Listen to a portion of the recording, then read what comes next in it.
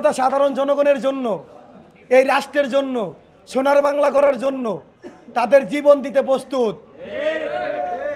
এক চোখ দিয়েছি, দুই চোখ দিয়েছি, এক হাত দিয়েছি, এক পাও দিয়েছি, আরো দেব।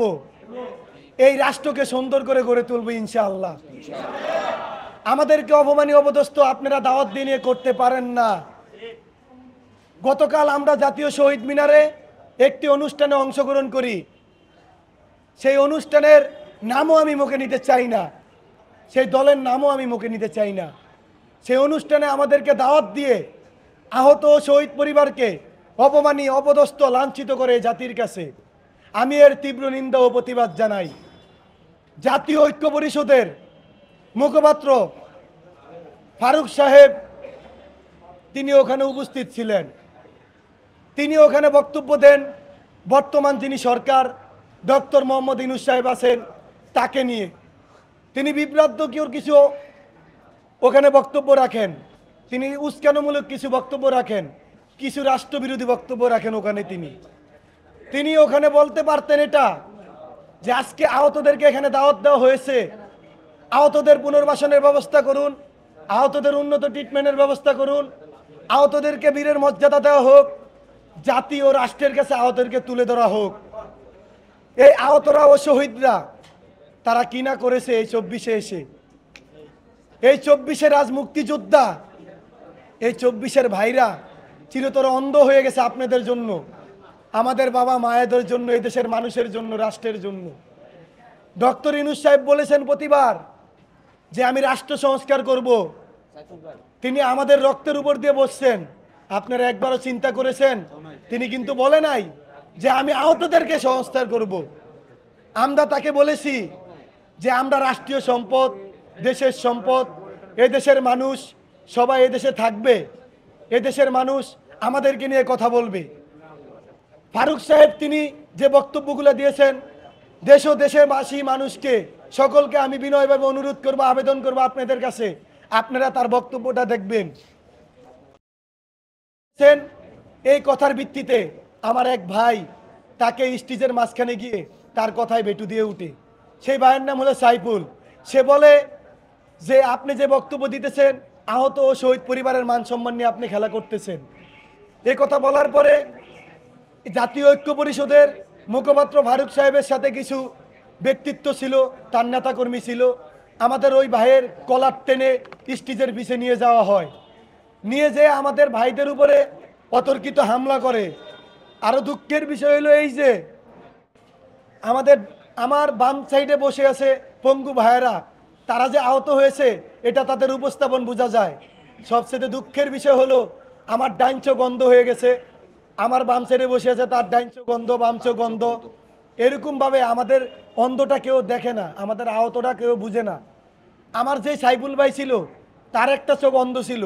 তারা আমার ভাইকে যখন ওখানে কলার ধরে টেনে নিয়ে মারধর করে, আমার ওই ভাইয়ের পক্ষ হয়ে আমরা প্রতিরোধ করার জন্য, ভাইকে ওখানে বাঁচানোর জন্য আমরা আহতরা তখন ওখানে উপস্থিত হই।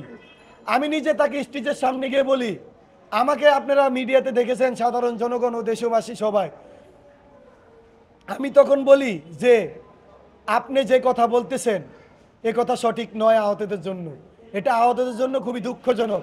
আপনি আহতদের কাছে ক্ষমা চাবেন, জাতীয় ও রাষ্ট্রের কাছে, সকলের কাছে ক্ষমা চাবেন, এদেশের মানুষের কাছে ক্ষমা চাবেন। কারণ আহতদেরকে দাওয়াত দিয়ে শুধু আহতদের কথা হবে, আহতদের বাইরে কোনো কথা হবে না। তখন এক পর্যায়ে তার জাতীয় ঐক্য পরিষদের সভাপতি ও সেক্রেটারি যারা আছেন তারা বলেছেন যে ওখানে নাকি তাকে ছুরি দিয়ে জখম করা হয়েছে। আহতরা গিয়েছে হুইল চেয়ারে, আহতরা গিয়েছে লাঠি নিয়ে, আহতরা গিয়েছে কাঁধে হাত দিয়ে। আহতরা ছুরি পাবে কোথায়? আহতরা তো হাসপাতাল থেকে গিয়েছে, আহতরা তো কারো বাসা থেকে যায় নাই, ওখানে ছুরি উল্লেখ করা হয়েছে।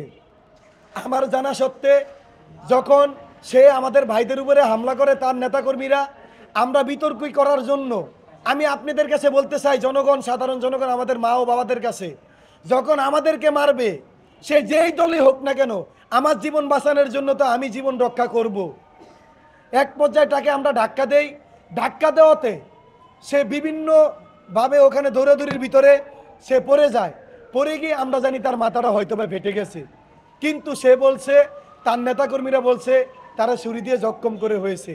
আমরা এর তীব্র নিন্দা ও প্রতিবাদ জানাই। আপনারা চেক করে দেখুন, আমাদের ব্যাকগ্রাউন্ড হাতিয়ে দেখুন, আমরা 2024-এর যোদ্ধা, আমরা 2024-এর বীর, আমরা যে কোনো স্বৈরাচার বিরোধী আন্দোলন করার জন্য প্রস্তুত।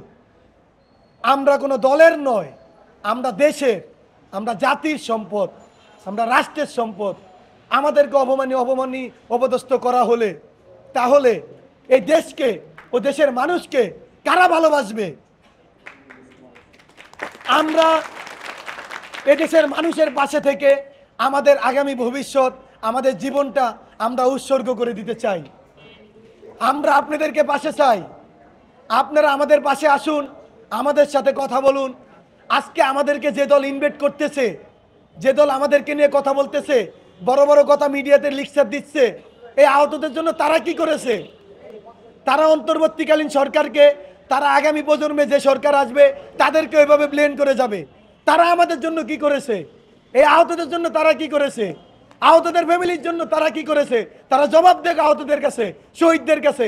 আজকে শহীদ পরিবার যে জায়গায় জায়গায় কান্না করতেছে, আজকে আহতরা যে কান্না করতেছে, কি করেছেন আপনারা? কোথায় ছিলেন আপনারা? আপনারা কথায় কথায় বলেন 18 সাল থেকে, 19 সাল থেকে, 2000 সাল থেকে, বিভিন্ন সাল থেকে আপনারা রাজনৈতিক প্যানেলে জড়িত আছেন। আমরা বলতে চাই, আপনারা সাধারণ জনগণ, আমরা আপনাদের ভাই, আপনারা আমার ভাই। গণতন্ত্রের লক্ষ্যে, সোনার বাংলা করার লক্ষ্যে আমরা সকলের পাশে সব সময় থাকব।